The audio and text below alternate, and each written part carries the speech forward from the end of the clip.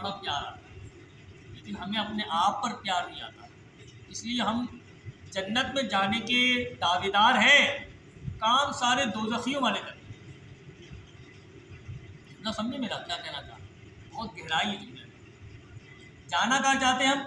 جنت میں، کام کون سے کرنے؟ دوزخیوں والے۔ اسی لیے میں نے کہا ہمیں اپنے اوپر رحم نہیں آتا، ہمیں اپنے اوپر رحم نہیں آتا۔ اللہ کو بڑا مہربان ہے، اللہ کو بہت رحم آتا ہے، اللہ رحمان بھی ہے رحیم بھی ہے۔ بسم اللہ الرحمن الرحیم، اللہ اکبر، اللہ کے نام سے شروع جو بڑا مہربان نہایت رحم کرنے والا۔ بسم اللہ پڑھتے ہیں نا ہم لوگ، تو بسم اللہ میں دو صفات اللہ کی بیان ہوئی ہیں، رحمان اور رحیم۔ اللہ کے علاوہ کسی اور کو ہم رحمان نہیں کہہ سکتے، یہاں تک کہ مصطفیٰ جان رحمت آقا دو جہاں صلی اللہ علیہ وسلم کو بھی رحمان نہیں کہا جا سکتا۔ رحمان صرف اللہ کی ذات ہے۔ بات سمجھ میں آ رہی ہے؟ اس رحمان کے ہم بندے ہیں، لیکن ہم بندوں کو اپنے اوپر پیار نہیں آتا، ہم کام سارے دوزخیوں والے کرتے ہیں، علم سیکھتے نہیں ہیں۔ اللہ سکھا رہا ہے، اللہ تعالیٰ سکھا رہا ہے، پروردگار قرآن کھول کر بس پڑھنا ہے ہمیں، اور سمجھنے کے لیے علماء دامن سے وابستہ ہونا ہے۔ اتنی سی بھی محنت ہم نہیں کرتے، براہ راست اللہ نے سکھایا قرآن۔ یا ایھا الذین آمنوا اذا قمتم الی الصلاۃ فاغسلوا وجوہکم، جب تم نماز کا ارادہ کرو تو کیا کرو؟ اپنے چہروں کو دھو لو۔ فاغسلوا وجوہکم وایدیکم الی المرافق، اپنے ہاتھوں کو کونیوں سمیت دھو، کونیوں سمیت دھونا ہے ہاتھوں کو، دوسرا فرض ہو گیا یہ۔ تیسرا وامسحوا برؤوسکم، اپنے سروں کا مسح کرو۔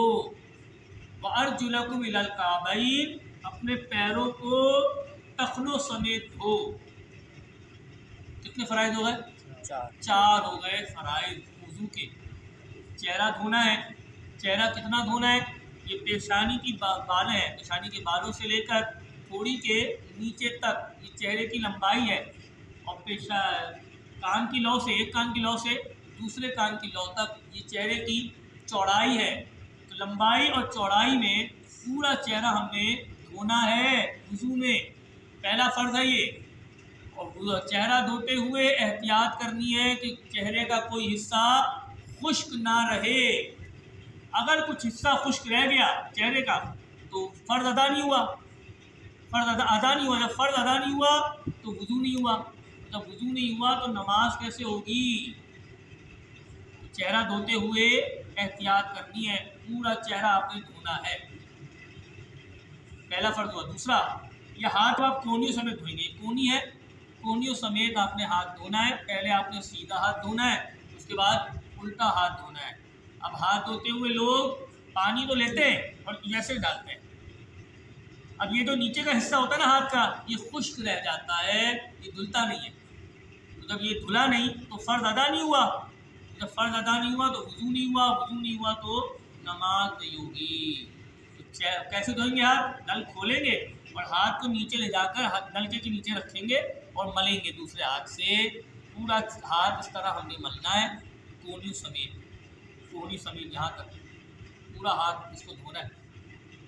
پھر تیسرا فرض کیا ہے؟ سر کا مسح کرنا۔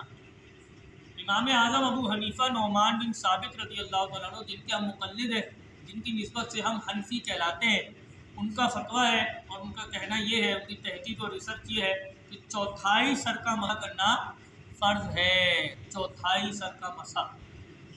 اب وہ کیسے ہوگا؟ وہ ایسے ہوگا کہ آپ نے یہ دونوں ہاتھوں کی جو ہتھیلی ہے اس کو آپ نے، بلکہ دونوں ہاتھوں کی جو 3 انگلیاں ہیں اس کو آپ نے یہاں پہ رکھنا ہے پیشانی پر، اور اس کو آپ نے پیچھے لے کر جانا ہے۔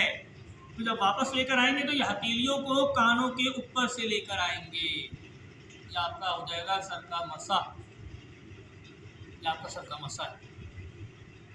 چوتھا فرض کیا ہے؟ پیروں کو ٹخنوں سمیت دھونا۔ ٹخنے ہوتے ہیں یہ ٹخنے ہیں، اس کے اوپر تک، یہاں تک ہم نے اپنے پیر دھونے ہیں، سارا ٹخنوں سے اوپر، پہلے سیدھا پیر، اس کے بعد الٹا پیر دھوئیں گے۔ یہ وضو کے 4 فرائض ہیں، اللہ نے سکھائے اپنے پیارے حبیب کے ذریعے، پوری امت کو سکھائے، قربان جائے۔ اللہ خود بھی مہربان ہے اور اللہ نے نبی بھی مہربان ہی دیا ہے، اللہ خود بھی مہربان ہے، اللہ رحیم ہے نا، اور اللہ نے دیا کیا، ہمیں کیا دیا؟ نبی رحمت للعالمین دیا ہے۔ وما ارسلناک الا رحمت للعالمین، اللہ کے پیارے نبی کے بارے میں اللہ نے فرمایا اے محبوب ہم نے آپ کو تمام جہانوں کے لیے رحمت بنا کر بھیجا ہے۔ اللہ خود بھی رحیم ہے اور اللہ نے ہمیں اپنا حبیب بھی رحیم ہی عطا فرمایا۔ اللہ اکبر، محمد عربی صلی اللہ علیہ وسلم قربان جائے۔ بات سمجھ میں آ رہی ہے؟ تو اب ہمارے پیارے نبی کے ذریعے اللہ نے ہمیں وضو کے 4 فرائض سکھائے۔ یہ تو فرائض ہوا ہے، اب وضو کی سنتیں ہیں۔ وضو کی سنت ہے کلی کرنا، ناک میں پانی چڑھانا، مسواک کرنا، انگلیوں کا خلال کرنا، داڑھی جس کی ہے، جس کے چہرے پر داڑھی سجی ہوئی ہے اس کو مبارک ہو، اس کو داڑھی کا خلال کرنے کی بھی سنت پر عمل کرنے کی سعادت ملے گی۔ جس کی داڑھی ہے اس کو داڑھی کا خلال کرنے کی سنت پر بھی عمل کرنے کی سعادت ملے گی، اور جس کی داڑھی نہیں ہے اس کو داڑھی کا خلال کرنے کی سنت پر عمل کرنے کی سعادت نہیں ملے گی۔ داڑھی کا خلال، انگلیوں کا خلال، کلی، ناک میں پانی